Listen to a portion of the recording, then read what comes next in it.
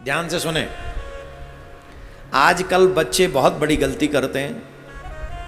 माता पिता खड़े रहते हैं और बच्चे बैठे रहते हैं। ध्यान से सुनना, ये बात शायद आपके मम्मी पापा कभी नहीं सिखा पाएंगे, क्योंकि मम्मी पापा भी के भी खुद आचरण वैसे अच्छे नहीं है। ऑलमोस्ट प्रत्येक घर में ये अपराध हो रहा है, और ये अपराध है, इसका प्रायश्चित करना पड़ेगा। अगर इसका प्रायश्चित नहीं किया तो इसके फलस्वरूप आपको नरक में जाना पड़ेगा, आपको कई जन्मों तक ये कष्ट उठाना पड़ेगा। जब माँ बाप आए और आप फिर भी बैठे रहें तो ये अपराध है। आपके आदरणीय लोग आए और आप बैठे रहें, पसरे रहें बिस्तर में, तो ये अपराध है। एक और बात बता दें, आपके गुरुजी आए और आप फिर भी बैठे रहे तो ये महान अपराध है। ये महान अपराध। पर आजकल अपराध करने में तो बड़ा इंटरेस्ट आता है, जानबूझ के लोग अपराध करते हैं। एक और बात बताएं, बड़ी सावधानी रखनी चाहिए अपने माता पिता के आगे, अपने गुरु के आगे, अपने भगवान के आगे। कैसी सावधानी? आज शायद ये सीखने को मिल जाए, इन फ्यूचर कभी आप सीख नहीं पाओगे ये। माँ बाप के आगे, गुरु के आगे इतने इतने धीरे चलो कि तुम्हारे पैरों की आवाज तुम्हारे माता पिता गुरु के कानों तक न जाए। कहते जिनके पैरों की आवाज माता पिता और गुरु के कानों में चली गई, उनके सारे सुकृत नष्ट हो जाते हैं। जितने भी सुंदर कर्म है वो नष्ट हो जाते हैं। और आजकल कैसे चलते हैं, चलत दसाना न डोलता बनी। गुरु जी के आगे जाके प्रणाम किया झट, और गुरु जी देखा उधर मुड़ गए, झट धड़ धड़ धड़ धड़ सीढ़ी नाकते हुए पहुंच गए। कहाँ गए पता ही नहीं।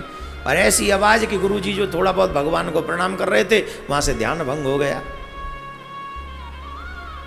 आपके पैरों की आवाज भी अगर गुरु के कानों में पड़ गई तो आपके जीवन के सारे सुकृत नष्ट हो गए। इतना ही नहीं, इतनी सावधानी से बैठना चाहिए कि आपके पैरों के जो तल हैं वो आपके गुरु को नहीं दिखने चाहिए, आपके माता पिता को नहीं दिखने चाहिए। आपके पैरों के जो नीचे का भाग है, क्या बोलते हैं उसको, क्या बोलते हैं उसको? तलवा। अगर वो पैरों का तलवा भी आपके माँ बाप को दिख गया, आपके गुरु को दिख गया, तो आपके सुकृत नष्ट हो गए। आजकल इन बातों को कोई मानेगा? आजकल तो कहते हैं ये सब ऐसी बातें करते हैं। ऐसे बात नहीं, शिव पुराण की बात बता रहा हूं मैं आपको, प्रमाण है। शिव पुराण का प्रमाण मैं आपको दे रहा हूं। एक पहाड़ी बाबा थे हमारे वृंदावन में, पहाड़ी बाबा। ये उस समय की बात है जब अंग्रेजों का राज्य था। तो उनका एक चेला था बंगाल में, कलकत्ता साइड का। तो पहाड़ी बाबा के विषय में गलत सूचना दे दी जाके कलकत्ता में। बंगाल में भक्त काफ़ी होते हैं, बहुत बंगाली भक्त बहुत अच्छे होते हैं, बड़े प्योर होते हैं वो, जिनमें बंगाल कलकत्ता से भी जुड़े हुए हैं हमारे साथ। मैं इसलिए नहीं कह रहा हूँ, पर सच्ची में वहाँ निष्ठा गजब की है। श्रद्धा में अपार श्रद्धा देखी मैंने।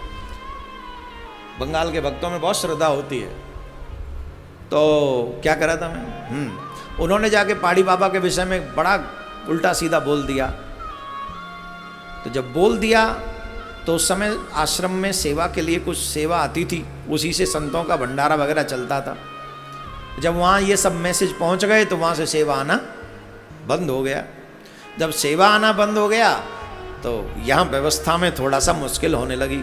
और जब मुश्किल होने लगी तो बाबा एक बार यात्रा करते हुए वहाँ पहुँच गए। उन्होंने पूछा भाई क्या हो? बोले हमें तो ऐसे ऐसे संदेश मिला। बोले किसने दिया? संयोग से वो भी मिल गया। और जब वो मिल गया तो बाबा बड़े हट्टे कट्टे थे पहाड़ी बाबा। तो बाबा के पैर पकड़ लिए, बोले हमसे अपराध हो गया, गलती हो गई। उनके चेले ने तो बाबा ने कहा एक थप्पड़ तेरे गाल पे पड़ जाए तो हम इतना मानते हैं कि तू यहीं समाप्त हो जाएगा। इतनी ठाकुर जी की कृपा है हमारे ऊपर, पर हम ये नहीं काम करेंगे क्योंकि हम संत हैं। हम तुम्हारे ऊपर हाथ नहीं उठाएंगे, पर एक दंड तुझे अवश्य देंगे। बोले क्या? बोले आज के बाद तू वृंदावन की तरफ नहीं आएगा, और वृंदावन आ गया तो तू जाने तेरी फिर खैर नहीं। इतना कह के चले आए बाबा। आप यकीन नहीं मानेंगे, वो व्यक्ति मरा तो कोढ़ हो के मरा। क्यों? बाबा नहीं चाहते थे ऐसा, पर उसने गुरु के प्रति अपराध किया, गुरुद्रोह किया, गुरु के प्रति गलत सूचनाएं दी। हमने भी अपने जीवन में ऐसा देखा है कि लोग हमारे प्रति भी, अब हम किसी का नाम हमारे मन में, सच्ची बता रहे हैं, आज भी हमारे मन में किसी के लिए कोई द्वेष नहीं है। जिसने जो किया उसका भाग्य, मेरा कर्म होगा। पर आज जब मैं उनकी स्थिति देखता हूं तो बर्बाद हुए बैठे वही लोग जो षड्यंत्र करते थे। क्यों हो गए भाई? मैंने तो कुछ नहीं किया। लेकिन आप अपने गुरु के द्रोह करें, आप अपने धर्म के विरोध कर कार्य करें, आपको गुरु शायद क्षमा कर दे, लेकिन गोविंद कभी क्षमा नहीं करेगा, बिल्कुल नहीं करेगा। भगवान कहते हैं तू मेरा अपराध कर, मैं क्षमा कर दूंगा, पर अपने गुरु का करेगा, मेरे भक्त का करेगा, आई एम सॉरी। तो गुरु के प्रति जब भी, धर्म के, माता जी के प्रति, पिता के प्रति, इनको भी दुख नहीं देना चाहिए। अपने माँ बाप को आप दुख दोगे, भगवान आपको क्षमा करेगा? कभी नहीं करेगा। इवन इतने सावधान रहना चाहिए कि आपके पैरों की आवाज भी आपके माँ बाप के कानों में नहीं पड़नी चाहिए। इसीलिए संत परंपराओं में ये नियम था कि जब तक गुरुजी सशरीर रहते थे तब तक खड़ाऊ नहीं पहनते थे शिष्य। क्यों? खड़ाऊ की तो आवाज आती है ना। आजकल तो कई लोग मानते हैं, कई लोग नहीं मानते, पर जब तक शरीर से गुरुजी विराजमान है तब तक खड़ाऊ नहीं पहनते। क्यों? क्योंकि अगर खड़ाऊ पहनेंगे तो गुरुजी के कानों में आवाज चली जाएगी। इसलिए गोविंद के आगे भी जब आप जाते हैं तो एकदम हड़बड़ी में मत जाया करो, आराम आराम से जाया करो। जितने आराम से आप जाओगे उतना ही आपका लाभ है। भगवान को पीठ नहीं दिखानी चाहिए, माँ बाप गुरु को पीठ नहीं दिखानी चाहिए। ये बहुत सारी मर्यादाएं कोई मानेगा?